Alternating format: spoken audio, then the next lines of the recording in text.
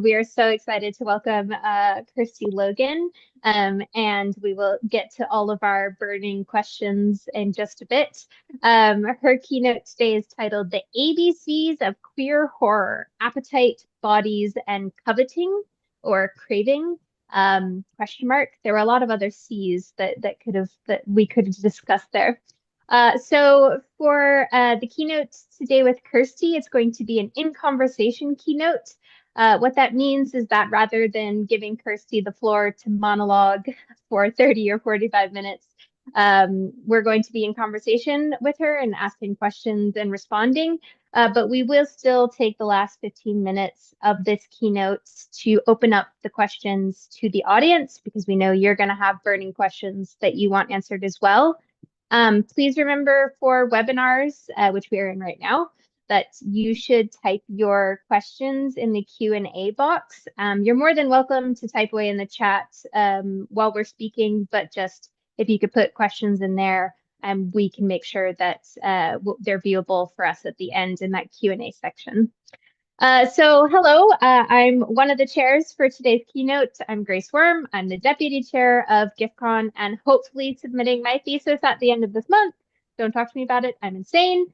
And we also have another chair in with us today, which is my co-committee member, Lorna Ross, who is a current MLit student, a first-time part-year MLit student, and our MLit liaison, and a keen Kirsty fan. So say that one 5 times fast.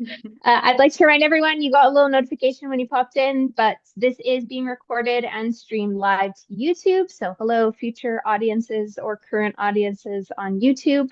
And we lastly have, before I introduce our keynote, we have our deputy chair, who is also here, is Rachel England. Hi, Rachel. Rachel's going to be lurking in the background and chat. So if you have any technical questions, you can directly message Rachel, who should be here and is ready to help. So without further ado, it is my immense pleasure to introduce our first keynote, Kirsty Logan. Kirsty Logan's latest books are the story collection, No and Other Love Stories. She's got it in the background of her image. I've also got it here. And the memoir, The Unfamiliar, a queer motherhood memoir. She is also the author of 3 novels, 3 story collections, 2 chapbooks, a 10-hour audio play for Audible, which I can personally attest is wonderfully creepy, several collaborative projects with musicians and visual artists, and around 300 short stories. Her books have won the Lambda, Polari, Saboteur, Scott, and Gavin Wallace Awards. Her work has been optioned for TV, developed for film, adapted for stage, recorded for radio and podcasts, exhibited in galleries, and distributed from a vintage, I don't know how to say this word, Kirsty? Wurlitzer? Okay, cigarette machine. I have no idea what that is. She is currently collaborating on several projects across film, television, collaborative chapbooks, and performance. So if you all could join me in welcoming Kirsty, thank you so much for being here today. I'm not going to waste any more time talking because, as I said, Lorna and I have way too many questions. So here we go. Oh, thank you for the good luck in the chat. That's so sweet. Lorna, you want to take it away with our first question, our eager first question for Kirsty? Of course. Hi, Kirsty. It's great to have you here today. So my first question that I've got, so in both Honey and Nightfall, you explore the complexities of queer identity and womanhood and their conflicting desires that can be both conservative and non-traditional. Could you talk about how you use horror and the fantastic to challenge traditional representations of what it means to be a queer woman? Oh, what a question. It'll take me the whole hour to unpack that. Fascinating. Well, I will explain about the stories first, because I never assume that people have read the book yet. Hopefully you will after this. So the story Honey is about a queer woman whose wife is about to have a baby. And the woman, the narrator, has a BBC radio kind of music call-in request show for queer people. It's kind of, she's got this sort of dead hour slot, middle of the night, that nobody wanted.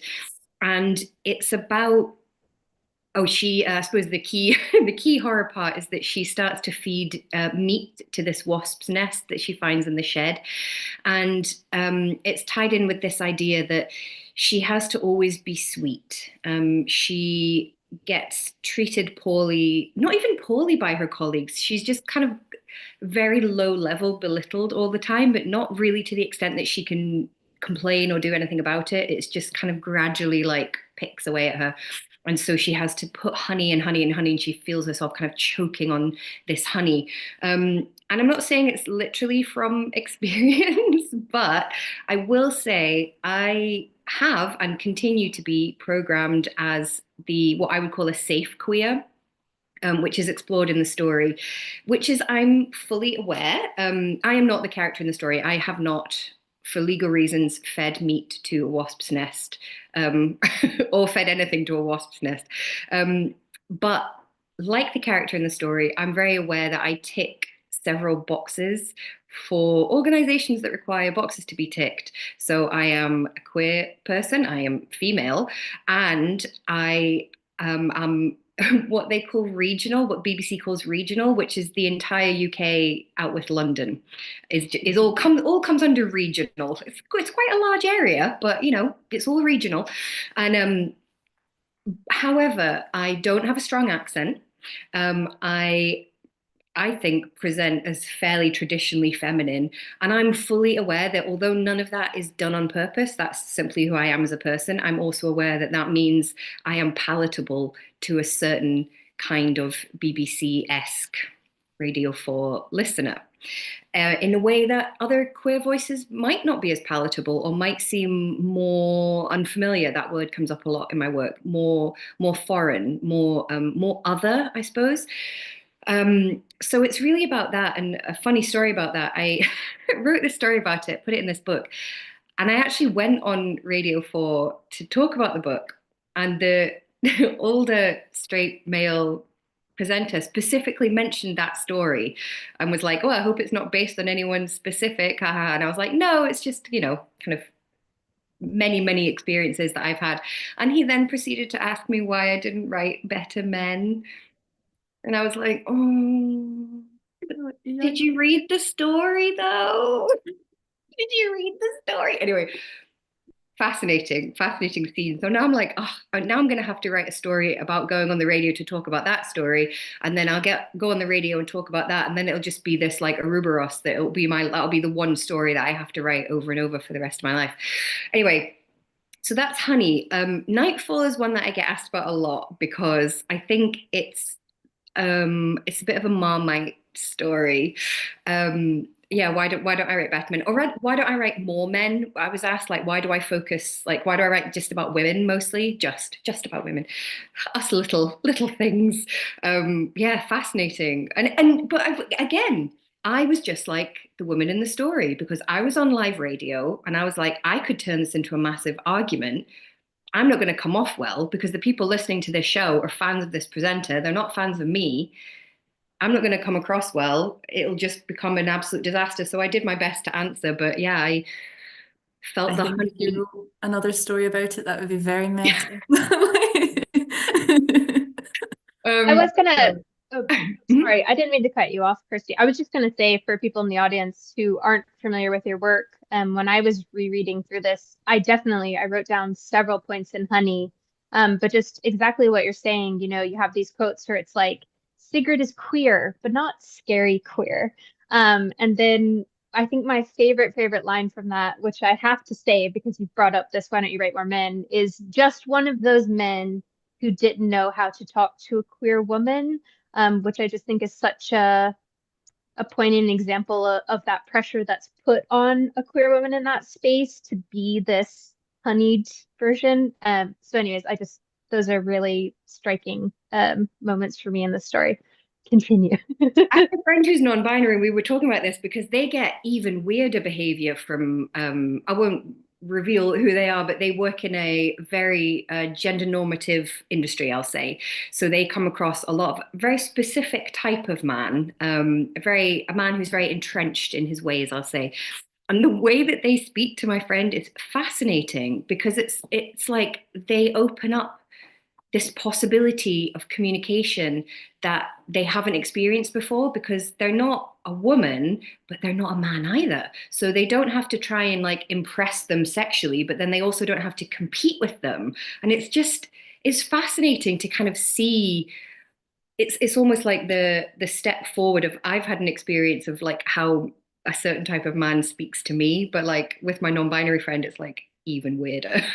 But so that's that story. And then Nightfall, I keep going to call it Twilight. It is an intentional nod to Twilight. Um, and it's my period vampire story.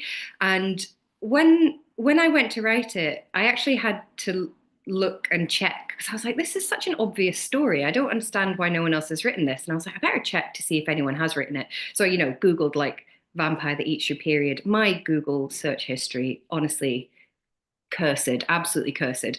But it didn't seem like anyone really had, or not really the way that I had done it. And I was really surprised by that. But then I'm also not surprised, because it remains a huge taboo, for reasons that do and don't make sense. And it kind of was logical to me. I think a lot of my stories are quite surreal and quite strange, but I'm actually quite a straightforward and logical person. And I think it just seemed really obvious to me. If one were a vampire, one needs blood. The problem is you harm, potentially kill people by getting that blood. And ethical issues aside, then you have to hide a body, or you have to move, or it's very complicated. And so I was like, well, there's a blood that comes freely with no significant injury regularly for many, many people. Makes sense to me. So yeah, I just decided to write that story. And I just really wanted it to be about, yes, queer desire, because the vampire that comes to this teenage girl and eats her period is a woman. And, or at least the teenage girl sees her as a woman. And I wanted it to be about queer desire, but also about teenage desire, like teenage girls' desire. And I remember, I was a teenager in, I would say, a rough time, which was the kind of late 90s, early 2000s. It was not a kind time to be a teenage girl. The body shaming, the weirdness around female sexuality, not that it's not weird now, but it was so much weirder then that, if we think about how famous public figures like Paris Hilton, Britney Spears, Christina Aguilera, and they were young women, like they're the same age as me. And the way that they were treated is that they were completely objectified and sexualized.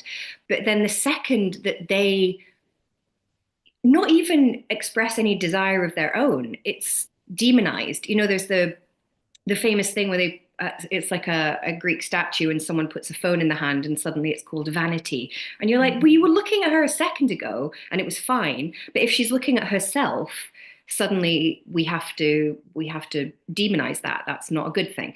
So it was fascinating. Women had to be completely palatable, sexualized, but they must never be aware of it, or they must never enjoy how they looked. And desire was very much about being looked at, not enacting one's own desire. And I remember, completely imaginary in my head desires, not, unfortunately, I didn't have an opportunity to act them out in the real world.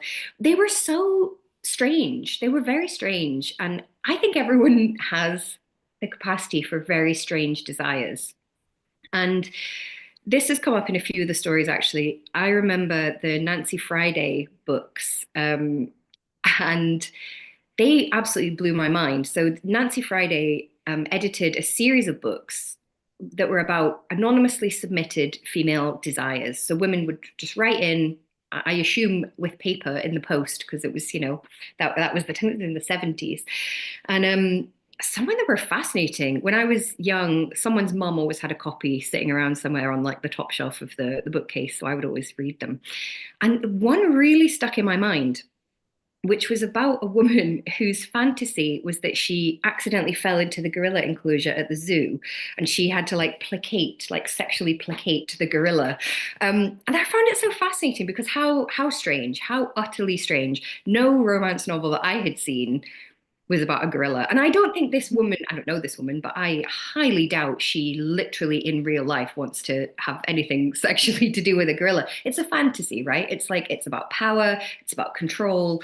And now that the world of publishing has opened up, you can find stories of women having sex with every creature that you can possibly imagine. The cryptid erotica genre is exploded, has exploded, continues to explode. So I think female desire, queer desire, maybe male desire too. I'm just simply not familiar with male desire in the same way that I am as female desire. But desire is a strange thing. It's not sanitized. And I find it really fascinating that you put honey and nightfall together. I haven't had anybody do that before, but to me, they're very much in conversation with one another. So I really love that you mentioned that, because they're about the palatability of queerness, right? They're about, I think that was the thing for a long time, that queerness was other, it was frightening, it was the AIDS crisis, it was other. It was Margaret Thatcher saying that that wasn't a family. It was a pretended family, right? With Section 28. If people aren't familiar, I'm envious that you're not familiar with it, but a horrible time. And then we kind of had the gay best friend, and we had Ellen DeGeneres before her before her downfall. You know, and there was a real coziness, a cutesiness to queerness that we hadn't really reclaimed queer at that point. And there was a real kind of wholesomeness, a palatability. The push was for marriage. And don't get me wrong, like, I am married, and I think I am hugely grateful to everybody who fought for that right. But that certainly is not the end of it. That is one of many, many steps that have to be taken. Whereas I think some people had an attitude of, if we have marriage equality, not that we have marriage equality, but, you know, if we have the version of marriage equality that we currently have, yes, then we've won. We're equal. They're homophobia defeated. Everything's great. And it's obviously simply not true, but it's about kind of being palatable, right? It's about fitting into the shape. This isn't in my book, The Unfamiliar, actually, where I explained why my wife and I got married. And it says, sometimes to get what straight people have, you have to play by the rules that they made. And yeah, so I just love that you put those together, because I think both of the stories are about questioning the rules, questioning how do we live in a straight world, because we have to live in a straight world, but do we end up feeding meat to wasps in a shed, or do we end up destroying ourselves to please a vampire? I'm Yeah. so happy you've talked about the wasps, because Grace has been making fun of me all week talking about these wasps. I was like, they're great. It's a great metaphor. Wasps is queerness, right? Yeah. As opposed to bees, like bees Not are the workers. productive Bees bees. are productive. There's a Yeah. queen, there's a hierarchy. They produce honey. Bees are straight and wasps are queer. Yeah, I love it. I'm gonna identify wasp. Identify I would with just them. I would just like to say it for the record, I don't dislike this metaphor. I just didn't take it to the level that Lorna took it to. It's really interesting. You know, you mentioned desire quite a few times, Kirsty, and actually, my next question is on men's desires, which I find quite interesting that you say you're not familiar with. Obviously, I understand why you said that. But in the world we live within, you know, so I guess, you know, in these two collections, and for everyone, I meant to say this at the start, but I got too excited. The two collections that we're talking about are, you can't see them, but Know Another Love, and then Things We Say in the Dark. So in both of these collections, the romantic relationships often draw attention to how our perception of love, even queer love, is in relation to men's sexual desires and perversions. But then in your work, you know, you queer these elements by taking these desires to a point of horror. In a lot of your, you know, stories that are more focused on heterosexual romances, the romance itself tends to become horrific, right? I think the most poignant examples of this, and I'm so sorry for everyone, I'm just going to list some of your your short story titles, but I think the most poignant examples of this are Nightfall, which we were just talking about, Fangirls, Trust, Unbury, Girls Are Always Hungry, When All Men Are Bite-Sized, and in my mind, the most horrific of your stories from these collections, to me personally, was Watch the Wall, My Darling, While the Gentlemen Go By. Could you elaborate? And I am going to post this question in the chat because I realize I've rambled a bit, but could you just elaborate more on how your work navigates the intersection of desire and patriarchy and queerness and horror, particularly in relation to women's experiences? Beautiful question. Oh, this is why I love doing things with academics. Your questions are just so well thought out. That's a great answer and a great question. And I will answer by talking about Watch the Wall, and I'm going to compare that to a story from No, which is called Piglet, because that I think is the closest I have come to not understanding male desire, but questioning how the way that we are encouraged to see male desire also does men dirty. It doesn't do straight men any good either. You know, we all know patriarchy harms men just as well, maybe not just as much as it harms women, but it sure does harm men as well. So Watch the Wall, My Darling, While Gentlemen Go By is, I think, the most disturbing thing that I've written. And I never read it at events, and I have never sent it out to be published like by itself, because I think it needs the rest of the collection to contextualize it. So I would never want anybody to take that story out of the context of the rest of the book. Just because I just think it's horrible. And when I read it, I think, God, I can't believe I wrote that. But then I also completely can believe that I wrote it, because I think anyone living in this world, there's really nothing in there that will take them by surprise, unfortunately. So the story is written in second person, which was an intentional choice to make the reader feel uncomfortable. And it's about a person who is taken, kidnapped from a club and kind of kept in a pit by a kind of rapist, serial killer person. And it's about the kind of unreality of it and how they can't quite believe that it's real, because it seems so not something that happens to someone like you, you know, but of course, who is someone like you? Who does it happen to then? And also the way that we can become institutionalized, or we can learn that that's what life is. That's what we have.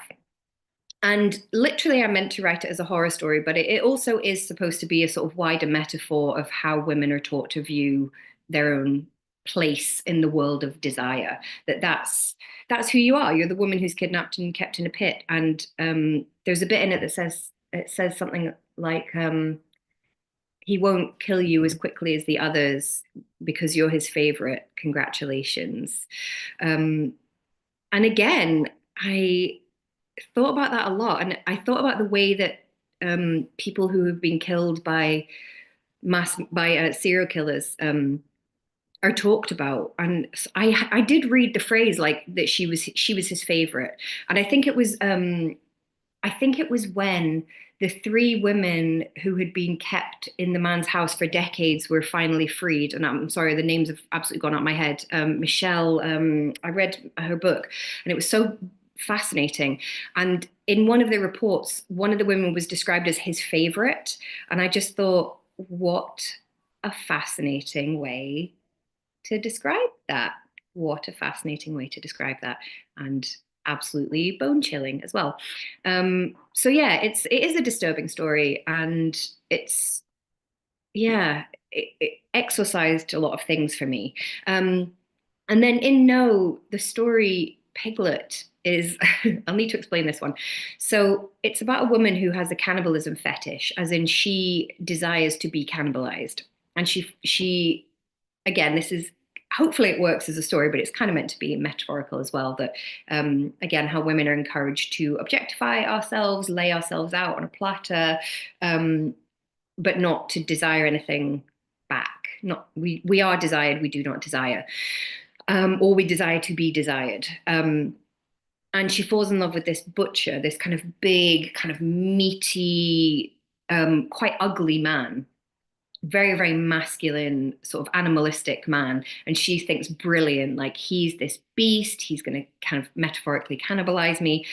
But as time goes on, what happens is not that. It is a love story. I think it's a very romantic story. And what happens is that she realizes that as much as she wants to be objectified, because her desiring to be cannibalized is her desire to be objectified, to be valued, to be consumed. And she realizes that he wants to be objectified. He wants to be desired. He doesn't want to be the active party all the time. He doesn't want to metaphorically chop her up and eat her. He wants to be chopped up. He too wants to be consumed. And yeah, that was me just playing around with this idea that I think the way that we often talk about heterosexual male desire doesn't help men either.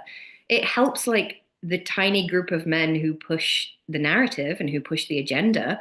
But I think most men don't really want that. They don't really want that. They too want to be desired sometimes. They too want to be objectified, as much as all of us want to be objectified in a way that we have chosen, in a way that we consent to, and in a way that we feel empowered by, not a way that we feel disempowered by. I think this word objectified gets used a lot, but I think it's not everybody wants to be objectified, but I think many people do. But again, in a way that they have chosen. It's all about consent. It's all about fantasy. It's about you want to be objectified in a way that makes you feel kind of idolized, not turned into something that can be discarded, you know? I hope that explains that question. Absolutely. Thank you so much. I quickly wanted to say when, Lorna and I were discussing your work before this, one of the things that we talked about in relation to female desire is, there's this cultural online movement of like femcells or let girls just have fun, right? But it's this idea of like, if men can post jokes about rape fantasies, why can't women post jokes about being raped? Like just because it's a desire, or just because, it's an imaginative desire, or you're living within this space of a story where you're, exploring this, what would be in the real world a very fucked up thing, right? I mean, Piglet is actually a really cute story.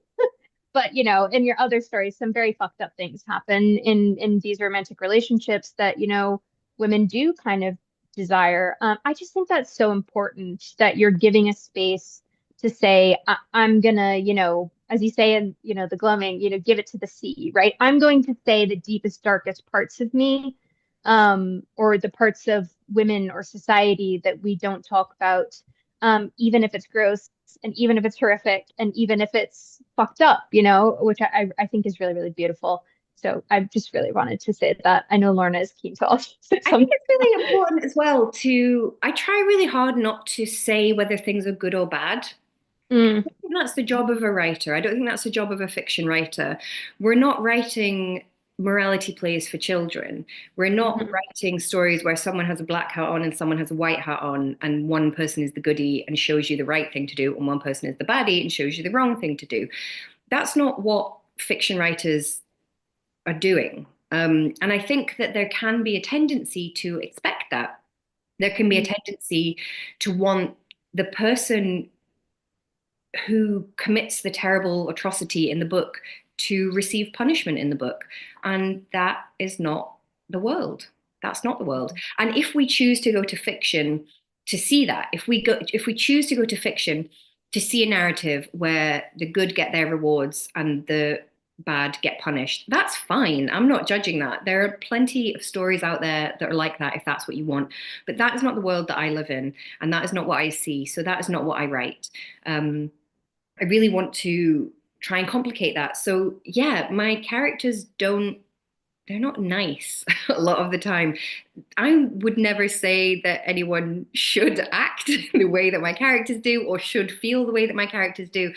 It's simply my response to the world that I see. So actually, I would love to talk about Fangirls really briefly, just since you brought it up, because that was one of my favorite stories to write, and I wanted to write that for such a long time. And Fangirls is a story narrated in monologues by 4 different women who are all in orbit in various ways around a man who is in prison for murder.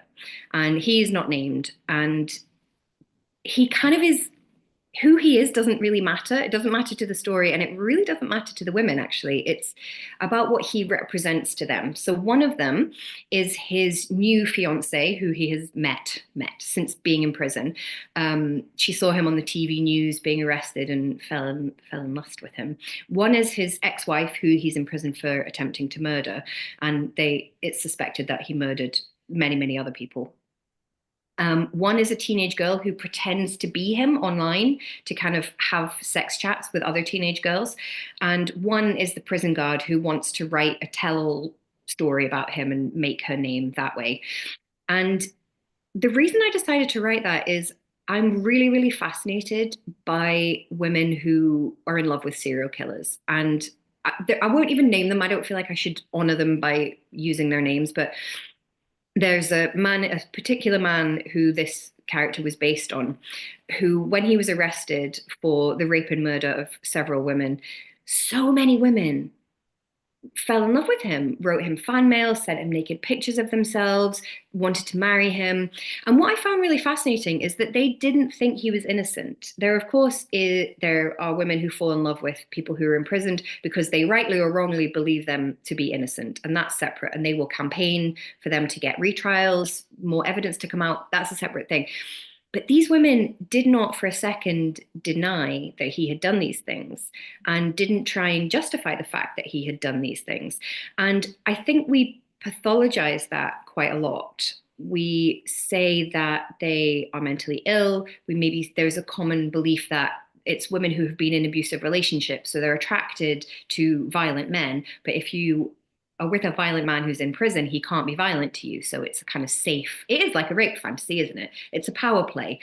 It's a man who in the real world would have complete power over you, but in your world, in this world, he has no power over you because you know exactly where he is at every point of the day. He's in prison and you are out in the world. He doesn't know where you are.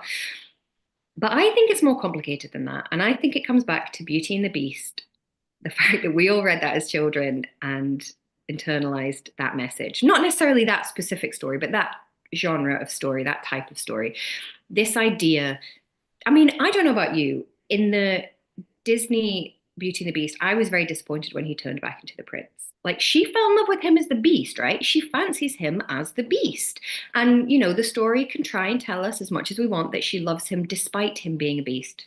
No, I'm sorry. She loves him because he's a beast. She loves his power. She loves the fact that he gets to express emotion in a way that she can't. She tries to be herself, and she's the outcast of the village. And he is also an outcast, but he gets to live in a big, beautiful house and have all this stuff. So I find that really fascinating. And again, there are many, many stories written by women about women who want to have sex with beasts, who want to have sex with every possible mythological creature that you can possibly imagine, Mothman, Bigfoot, all of them, as well as various animals, all kinds of things. I do not believe that every single person who writes or reads those stories has a specific diagnosed mental illness. I do not believe that to be true. It may be. I'm not a psychologist, but I don't think so, because I think it's very, very common to enjoy those types of stories. I think it's very common to have weird fantasies, and I don't see a problem with it. No one's really out there trying to catch Bigfoot to have sex with him. Well, maybe. As far as I know, they're not. And most women would not fall in love with a serial killer either. But I think, to me, although I'm not in love with a serial killer, and I cannot see myself choosing that path in life, although whoever knows what's coming in the future, I can kind of get it. I can kind of see why somebody would choose to do that.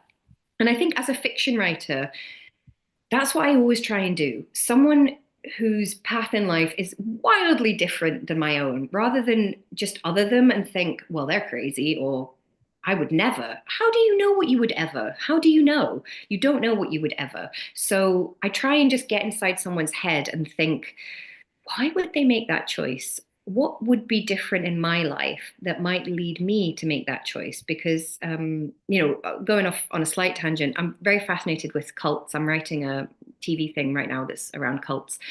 And I think I read this phrase once, there's a cult for everyone. And I believe that to be true. I have never joined a cult. I don't have any kind of faith or religion or belief, but there's a cult out there for me. And if someone from that group, who of course would not think of themselves as a cult, they would think of themselves as an intentional community or a new belief system.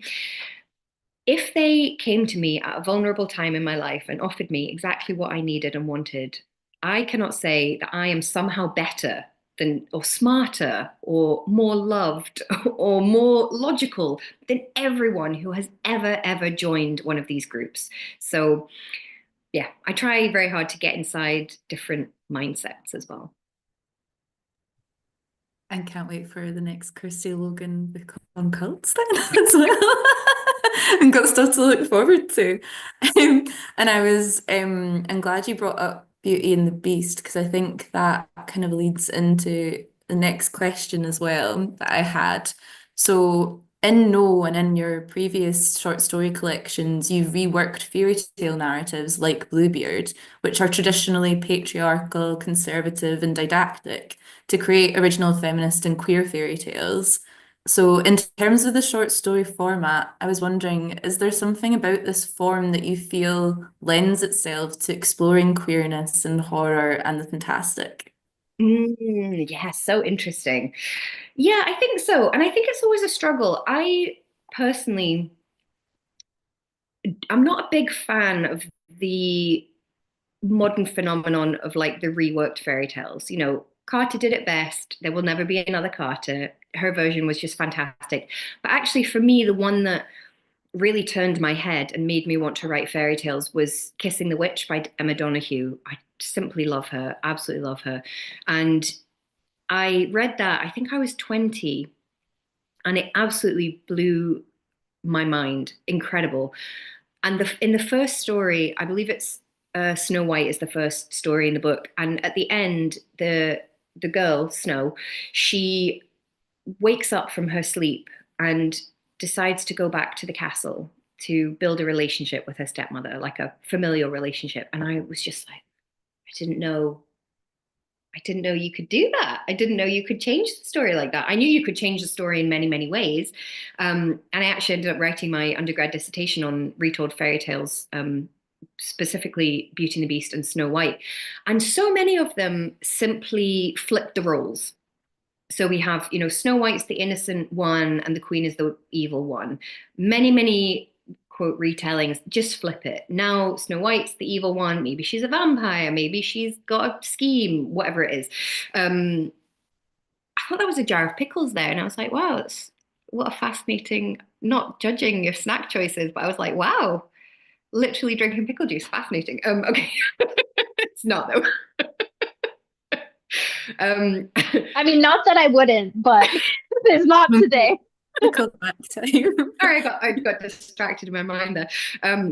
Yeah, and that was the first one I had seen. In fact, in my dissertation, things may have changed since then. In my dissertation, my conclusion was that was the only retelling I had found that actually, to my mind, subverted the basis of the fairy tale, because the basis of the story is two women in competition over the attention of a man. Like, that's the story. And Emma Donoghue's version was the only one that actually questioned like the root of this story of these two women being in competition with one another over the attention of a man who isn't even present in the story, doesn't seem to care really about who's where or what, or he's not really bothered. So yeah, I just found her absolutely mind-blowing. And yeah, I struggle a lot with the modern tendency to feministize fairy tales. I'm sure there's a more elegant way to say that. Like, to retell a fairy tale and make it feminist, and then at the end, the girl wins. But I don't know. Maybe I just haven't read any really good ones, but a lot of them they just retell the story, but then the girl's got a sword and then she wins at the end. And I don't know. I don't feel empowered by that. That doesn't speak to me or my experience or my life or anyone that I know. It's not something that I want to teach my child particularly. And just again, this idea of like, girls are the best, girls can be smart too. And I'm like, my son doesn't think that girls aren't smart. He doesn't think that girls can't win. All he knows is his two moms. Like, that's what he knows. So he doesn't have this idea that like boys are in control in some way. He doesn't have that sense. I mean, he's only 3, so unfortunately, I'm sure that will come. But I just don't find them that helpful. This again, it feels quite dated to me. It's very early 2000s now. I love Buffy the Vampire Slayer. Don't get me wrong. I love it. I do. I don't particularly feel empowered by that kind of character.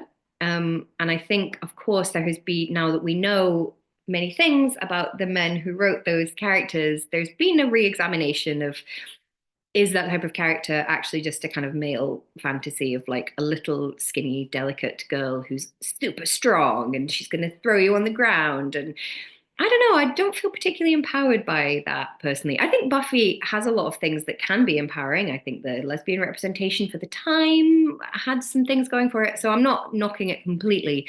But again, it's like the gay marriage thing or the marriage equality thing. That's not the end of it, right? That's not, we haven't like, yay, we've won. Look, the girl wins at the end. Look, Cinderella gets to choose what man she wants to be with.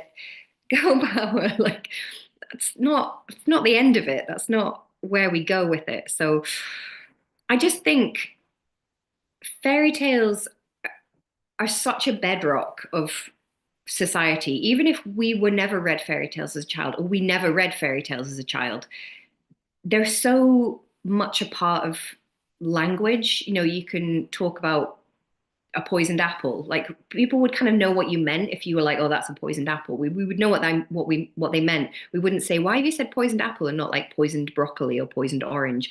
Because we might not know specifically it's a Snow White reference, but we're familiar with the trope, right?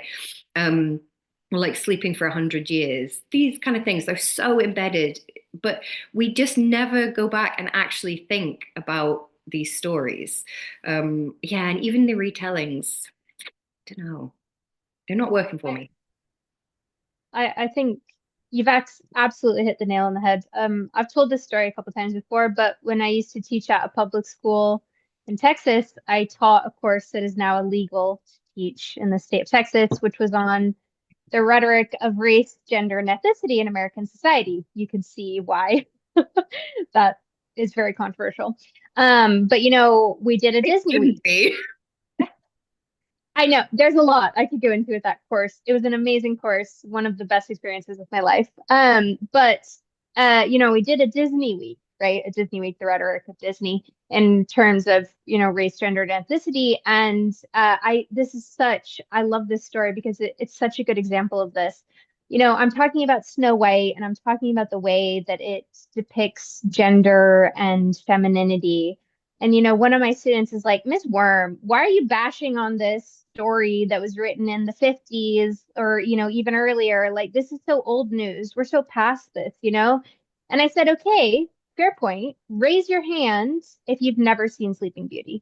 And of course, they all raise their hands, right? Because we don't exist in a world where it doesn't exist, you know? You'd have to be living out in somewhere disconnected from the internet. And even then, you know, if you read literature, these fairy tales, these legends are still going to seep into how you understand the world. So I wanted to say that because, you know, we get kind of this flack about, well, why are we still going over, you know, why are we still doing this? We've taken it apart. Yeah, we know Snow White has these issues you know, although I don't want to say that because you can still have a very interesting story with itches. But you know, we know there are these questions we have about these stories, these fairy tales, but is that so relevant to ask these questions these days? So I just wanted to put that in as a really cognizant example of that in my mind. Okay, we've got one question in the Q&A. I do have one more question since people aren't overrunning us with questions. So it's about queering form. Because when I reread Things We Say in the Dark, my favorite story in Things We Say in the Dark is the author inclusions. I don't know if you have a specific word that you call this in your book. But for those who are unaware, you get these kind of italicized additions at the start of chapters that start out in this it seems to be an author speaking to you directly about, oh, I wrote this story when I was away on this retreat. Oh, this is the inspiration for this story is my wife and I moving into this new house. But by the end of the story, the reliability of this person and the information that they're giving you is in question. And one of my favorite absolute points is it starts with, I lied to you. I'm sorry. And I just love the way that just completely flipped how I read Things We Said in the Dark. For me, both in terms of, what you're doing with authorship, but also in terms of how you're sort of queering the relationship between reader and text in this instance, that I just found fascinating. You do it as well with like annotations on, extensive annotations on a small piece of script in both of these collections. There's a story in both. So I wanted to ask you, these inclusions are so fascinating. If you could talk a little bit more about them and, how you see them working within your story collections. Yeah, I guess I would call it like a frame narrative, I suppose. Yeah. So I had done that previously. So my collection before that was a portable shelter, and they are all stories that are, well, many of them are inspired by Scottish folk tales and folklore. And it had a frame narrative that the setup of the book is that a book is a portable shelter. And the purpose of the book was that it was life lessons that a female couple who were expecting a child, which clearly is a motif that comes up very often in my work. They were telling these stories to the child. So the one who was pregnant was telling it in the day when her partner was out at work, and the one who wasn't pregnant was telling it at night when the pregnant one was asleep. And the reason I decided to do that is because the stories got quite dark, a lot of them. And I wanted the book to still be a portable shelter, to be a kind of potential comfort. But I also think it doesn't help children, it doesn't help adults to pretend like the world is lovely and nothing bad will ever happen and everything's fine. And it's not. It's not fine. I mean, you also can't say to a child, we'll all die anyway. You have to balance it out. But the frame narrative was meant to provide a comfort. So no matter how dark the story got, you would always return to the reminder that it's just a story. The reminder that this is just a story that these women are telling to this child. It's okay. It's just a story. But then I wanted to use that to my it would again feel the same. Like, oh, it's the author talking to me about just a story where she was. Oh, sorry, have I gone glitchy? You did for a little bit, but I think you're back now. Yeah, when the reader is being told, oh, it's okay, she's talking about how she wrote this story and it reminds them that it's just a story. But as you say, the further we get through the book, and I'm hoping it's about the like half to 2/3 mark, that you start to think, I don't think this is real. Like that can't have happened. And as it goes on, it kind of becomes its own horror story. So I really wanted to like pull the rug out from under the reader, like give them a lovely steady ground to stand on. Just a story. It's just a story. Don't worry about it. And then like wish it out from under them. Because I think a lot of horror is, and I think fairy tales as well, actually, they work like that as well. We're told, I mean, they weren't originally for children particularly, but now we think of them as children's stories. And I think a lot of people get a real shock when they go back and read the sort of unpicture book version, like the Grimm version or the Hans Christian Andersen versions. And, at the end of Snow White, the stepmother is forced to dance to death in red hot shoes. Or when we read The Little Mermaid and we find that every step she takes on land, it's like she's walking on knives. Like they're so gory, they're so bloodthirsty, there's so much incest, loads and loads of fathers who want to marry their daughters. Bearskin is one that really fascinates me. One of my favorites is Kate Crackernuts, a Scottish fairy tale. And what I find really fascinating is I really like a sort of matter of fact magic, like a down at the bone, everyday kind of not even a grim magic, but just a very ordinary magic. And the sister in it has her head swapped with a sheep's head, and she just it's weirdly it never mentions like the sheep with the girl's head on it. I think the sheep doesn't have it. It's just she has her head like bundled up, and she has just a sheep's head on her head, so she has to like wear a veil and carry her own head around. Fascinating, just presented as if like you know how you do when you get your head replaced with a sheep's head, and yeah, just that kind of matter of factness. I find really fascinating as well. So yeah, I like when a story appears to be one thing and then gradually or suddenly switches into something else.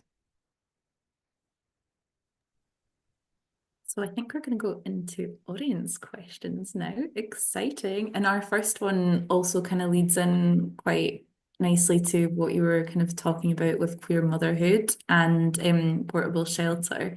So Anna asks if you could talk a bit about why you decided to write The Unfamiliar and what queer motherhood means to you, which by the way, I love The Unfamiliar. Oh, thank you. Like, yeah, that is a good question. And I think I questioned it a lot as I was writing it. And I question it in the book, in the text of the book, of my worry about being accused of navel gazing, but then thinking, well, you just made a human in your navel, so let's look at it. Let's look at it for a second. And I think also this is why I went with the title The Unfamiliar, because on the one hand, a baby is grown and birthed the way that babies are birthed. And really everyone's story is kind of the same. Like there's really nothing that unusual or interesting about my pregnancy and birth story. However, it was completely unfamiliar to me. I'd never experienced it before. But also, I think everybody's birth is unique. Everybody's experience of giving birth and of being born is different. And I think as a queer person as well, there's always that double think almost going on of like, I'm just a person living my life. Like, you know, you don't go and make your queer coffee and put your queer shoes on and whatever. Like you're just living your life, doing your thing like any person would. But also at the same time, you are doing things differently. You are living in the world a little bit all elbows and knees, not quite fitting into the shape. And I always wonder like if I should push back, like I was in a taxi recently and the taxi driver was just chatting away and he just had assumed that I had a male partner. And I was like, I'm never going to see this guy again. I don't care. I don't want to have this conversation with him. So I just went with it and just talked to him as if I had a male partner. I didn't say I had. I didn't use any pronouns when talking about it. I just didn't correct him. So I think there's always this sense of like, yeah, just like fitting in weirdly. And oh, my tip is never tell a taxi driver that you're a writer either. It's so tedious. I say I work for HMRC. Nobody ever has follow-up questions. That's my tip. Because most people are tax dodging in some way. So they just go, oh, and then quickly move on and talk about something else, which is my preference. There we go. If you take nothing from this session, hopefully that will be something useful going forward. So yeah, I really wanted to just explore this idea that my pregnancy, just exactly the same as everybody else's pregnancy, but also not. And the funny thing was I actually sold the book on partial. So I sold the book when I was, I think, 4 months pregnant. And I didn't know what kind of book it was going to be. My wife had already had several miscarriages and failed IVF. And so I was the kind of backup womb, as it says in the book. So I didn't know what kind of story this was going to be. I didn't know if it was going to be a story about two women desperately trying to have a baby and just completely failing to do so. I didn't know if it was going to be a story about ending up adopting a baby. I didn't know if it was going to be a story about miscarriage, or I suppose if it was a story of dying in childbirth, I wouldn't have been able to finish it. But I didn't know what kind of story it was. And I had a terrible birth and I genuinely did think that I was going to die. And thankfully I didn't. And everything was physically fine. But that was a strange experience as well, of thinking I've sold this book and I don't know what it is. I don't know what kind of book it's going to be. And I remember my editor saying to me something like, oh, are you sure you want to sell it to, like, are you sure you want me to buy it now and not just kind of wait until it's finished? And I was so completely convinced that I was going to either miscarry or have a stillbirth that the only conclusion that I could come to is that she thought the baby was going to die and that that's why she didn't want me to write the book. And I realize now, she was like, you will be tired. When you have a newborn baby, you will be tired and you might not want to write a book because you will be tired and you will have a tiny baby. But at the time, I was so like consumed by this terror and this conviction that that was the only solution I could possibly think of. And I thought she'd like cursed it in some way. It's funny, like I say, I'm very logical, but I'm as prone to magical thinking as the next person. I hope that answered the question. I went slightly off on a tangent, as I do. Yes, so we've got 3 minutes. Can you answer questions quickly? I can Here we try. go. Full speed questions. Okay, from Orla. Following your discussion of modern feminist retellings, what do you think feminist retellings would have to do differently to become useful, empowering to / empowering today? All right, give us your 30-second answer. Fabulous question. I think I can do it even shorter than that. I'm not telling anyone how to be a feminist, but to satisfy me, a story has to really question what it's saying. Just retell it and change the ending, or even change all of it, but actually think, what is this story saying? And you don't even have to change what the story is saying, but question what it is saying. Okay, last one, quick fire from Alexandra. I'm interested in the demands that some readers make that fiction must teach clear moral lessons, as you mentioned. And I was wondering if you had any backlash fan interactions that sort of that was in line with this and how you responded. So I haven't, because I don't look on Goodreads or Amazon because I value my happiness. And the people who come to my events, whether digital or in person, are people who have chosen my work, and I have the absolute best readers. I would be friends with the majority of people that I have met at my events. Like, I think I just happily, for me, attract the type of people that I like, which is nice for me. So I haven't. Friends of mine have. They have, because they look themselves up on Goodreads because they are gluttons for punishment. And a friend of mine who has written an extremely unlikable protagonist. He's literally a Nazi in the book. He wasn't, well, we don't know if he was a Nazi in real life. He's based on a real character. And to make him even more unlikable, she makes him an overt Nazi. And still people were like, I just don't connect with him at all. And you're like, you're not supposed to connect with him. Like, yeah, so I genuinely find it troubling, this kind of new puritanical approach to fiction. I have no solutions. I am simply observing it in the world, and I'm not happy about it. Thank you. That was amazing, rapid answering of questions. I want to thank an incredible audience and my co-chair, Lorna, who's been with me, but especially you, Kirsty. This has been just as fascinating as we've been dreaming about. So thank you so much for coming and spending some time with us. Sorry, I've missed all the chat. I can see it popping off and I haven't been able to enjoy it. So yes, some really interesting things. I was going to say, if we want to continue the chat, we can always go into the Discord. I was going to suggest that if we didn't get to all the questions. But yes, thank you so much. Just a reminder for everyone,